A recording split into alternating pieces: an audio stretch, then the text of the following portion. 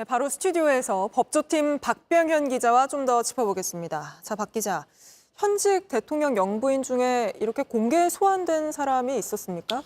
그동안 한 차례도 없었습니다. 현직 대통령 자녀나 형이 검찰 조사를 받은 적은 있었습니다. 하지만 영부인으로 보면 노무현 전 대통령 부인 권양숙 여사, 그리고 전직 대통령 전두환 씨 부인 이순자 씨가 조사를 받았지만 모두 대통령 퇴임 이후였고 비공개 조사였습니다. 네, 근데 검찰이 공개 소환을 하겠다고 해도 대통령실과 조율을 해야 하잖아요. 대통령실이 받아들이겠습니까? 예측하기는 힘듭니다. 경호 문제 등으로 거부도 할 수 있고 다른 조사 방식을 다시 제안할 수도 있습니다. 다만 검찰 내부에선 어떤 결론을 내리든 공개 소환은 불가피한 게 아니냐, 이런 기류가 강하기 때문에 조율 과정에서 양측이 부딪힐 가능성도 높습니다. 네, 지금 김 여사에 대한 수사가 명품백 수수 말고도 주가 조작 의혹도 있잖아요. 이원석 총장이 성역도 특혜도 없다 이렇게 주장하고 있지만 이원석 총장에게는 지금 수사 지휘권이 없는 상태 아닙니까?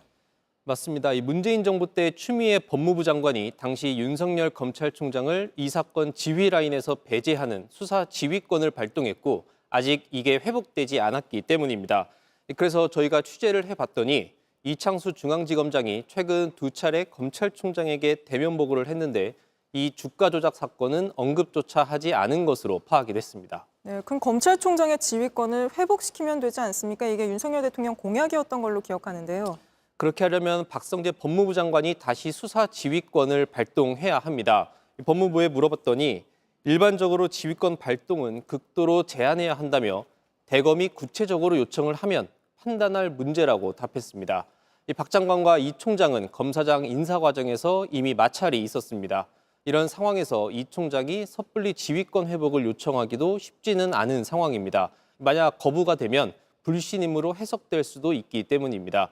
윤석열 대통령은 법무부 장관의 수사 지휘권 폐지를 대선 공약으로 걸기도 했지만 현재까지는 상황 변화는 없습니다. 네, 알겠습니다. 오늘은 여기까지 짚어보겠습니다. 박병현 기자였습니다. JTBC 뉴스를 시청해 주셔서 고맙습니다. 저희는 저녁 6시 50분 뉴스룸에서 뵙겠습니다.